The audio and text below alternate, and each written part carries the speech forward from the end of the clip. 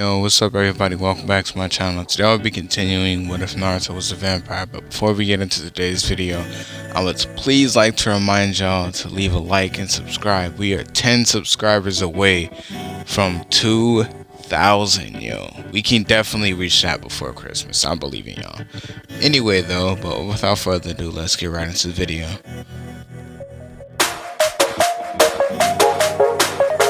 Before we get into the video, because I know probably some people probably skipped the intro, bro, I am legit like 10 subscribers away from 2,000. If I don't get that before Christmas, I'm gonna be real upset. But anyway, let's get into the video. So Naruto launches the tail beast bombs at the masked man, and the masked man kama-weezed most of them away. And after he does that, he realizes that he shouldn't have really been using his Kamui ability right off the bat, because now Naruto fought him once before, but now he knows that he can actually use his Kamui as a targeting based thing. So Naruto, now knowing this bit of information, he knows that he can't stay still for too long, because if he does, he's going to be able to get a lock on him with the Kamui and possibly rip his arm off. So Naruto, not taking any chances, he begins to like go all out right straight from the start, which immediately he begins to overwhelm and brutally beat down on the masked man. And everyone like in the vicinity, which are mostly just ninja anyway, are seeing like a Naruto that just got out of the hospital murking this man. And then the masked man proceeds to start using all of his abilities, and he starts being able to just walk clean through Naruto at certain times, and he's actually landing hits on Naruto, which confuses Naruto at first. But after Naruto figures out what he's doing, Naruto starts to up his the ante a little bit by using more of his speed and less of his strength, which does give Obito a little bit of leeway, but not when it comes to speed wise. So this fight goes on for around like 5 more minutes until Naruto finally decides he's going to try to get rid of the masked man for good. So they rush at each other for the last time, and Naruto is holding a tailed beast bomb in his hand, but it's been infused with magic, so it's an unstable tailed beast bomb. So everyone feeling the power that's emanating off that tailed beast bomb, they're all kind of worried about what it's going to do, because it's infused with chakra, Naruto's chakra, the Nine Tails chakra, and some other type of energy that Naruto holds. So, well, to everyone else, that's what it seems like, but to Katie, yeah. So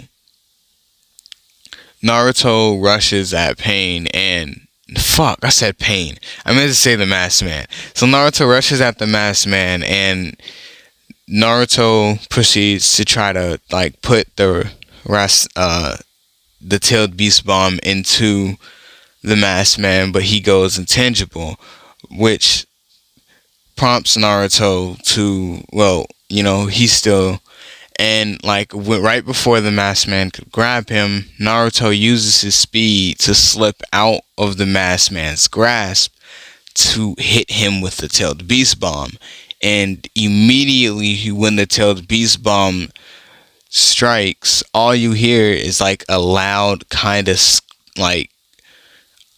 high-pitched boom, and then this sizable dust cloud just appears, and you felt a whole bunch of energy emanating from where the tailed beast bomb hit.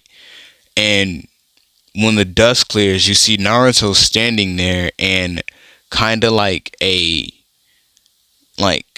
reanimation jutsu masked man kind of deteriorating. And Naruto was like, "Are you sure you're the stronger one?" And Obito tells him that this isn't over, and that they still have most of all the tailed beasts.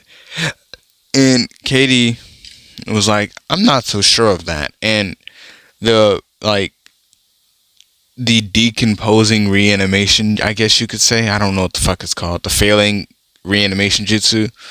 As it's failing, he looks over to see that most of all the Chinchurikis are now dead, and the tailed beasts, they aren't being controlled, and they're more or less a little bit happy that someone actually saved them from their captive, like someone that was keeping them captive. So although they still don't like humans, they would just like to say thanks to Naruto for having the idea of freeing them. So after the Masked Man clone has completely depleted and went away, Naruto finally gets to talk to all the tailed beasts, and they figure out what that gem in Naruto's hand is.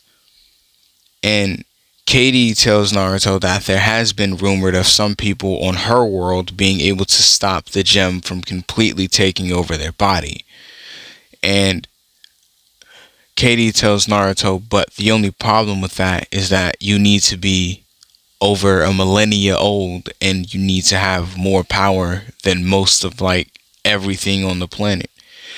And the tailed beasts tell Naruto that most of them are older enough, they're old enough, and they're the strongest things on the planet. So the least that they could do is to not be treated as weapons as much anymore. The least that they can do is stay inside of an immortal being. So Naruto holds out his hand and he tries to absorb them using just some random form of magic that Katie tried to teach him a long time ago, but which was now amplified due to the gem and the Nine Tails power. So he was able to absorb every other tailed beast. So now the only tailed beasts that are actually that are in the Shinobi world now are the One Tails, the Eight Tails, and the Nine Tails. But after Naruto absorbs all the tailed beasts that were present, he gets a plethora of abilities. Now he moves a lot faster. His tailed beast bombs, he has more variety now. He has a wind style version. He has the one that he used to defeat the Masked Man. He has a lava style version of that. And then he has one where he combines all of them, but he hasn't used that yet. So, as Naruto is thinking about the endless possibilities that he has now that he has all this power, he looks at his arm and he sees the crystal has basically gotten up to his shoulder. So he's basically missing his entire left arm. But Naruto kind of shrugs it off as in it kind of looks cool. So as they're celebrating, someone off in the distance is reporting back into Madara, and he tells Madara that the Obito clone was killed by Naruto, and he now has absorbed most of all of the tailed beasts. And this angers the guy sitting, the guy that he's talking to. Y'all already know his name. That angers Madara. So Madara tells him to prepare the Zetsu army, and that their plan might just have to come a little bit earlier than anticipated. And the person that was talking to him smiles and eagerly walks into the other room and starts preparing for what's to come. And Naruto, as he predicted, after defeating the Masked Man and most of the tailed beasts, after defeating the Masked Man and absorbing the tailed beast, he finally gets that earful about leaving that giant crater in front of the Leaf Village, like he said he was going to. And Katie tells him that, at least you knew it was coming this time. And Naruto was like, I shouldn't be getting yelled at by anyone, really. I saved the entire village. And Katie tells Naruto that he should just be grateful that they're not trying to string him up for absorbing all the tailed beasts. And Naruto's like, oh please, the only reason why the only reason why the Leaf Village isn't trying to string me up is because I'm working with them. If I said right now that I didn't want to work with the Leaf Village anymore, they would try to string me up and imprison me as fast as possible to try to get these tailed beasts out of my hand, or out of my arm. And the Hokage at the time tells him that what he is saying is kind of true, because they can't just have someone as strong as him walking around unchecked underneath no major village, walking around with all that power. And like, legit, as they're talking about it, the rest of the village that were missing their Jinchurikis finally arrived on the doorstep of the Leaf Village, realizing that the only tailed beasts that they really don't have now were like, so the stone and the cloud, if I'm not mistaken, are the only two villages. No, because so all the Kage from all the other villages arrive at the Leaf Village to find a battlefield. So the Raikage asks Jiraiya, or the Kage, I don't remember who was the Hokage in this one, so my bad. But yeah, I'm just referring to him as Kage. So the Raikage asks the Hokage what happened here, and Naruto tells him that they got into a fight, and somehow, for some reason, they lost all their tailed beasts, because that's what you all are here for, isn't it? And the Kazekage at the time, which is Gaara, he tells him that he's just here because, he's trying to make sure everything's okay. He's trying to keep the peace.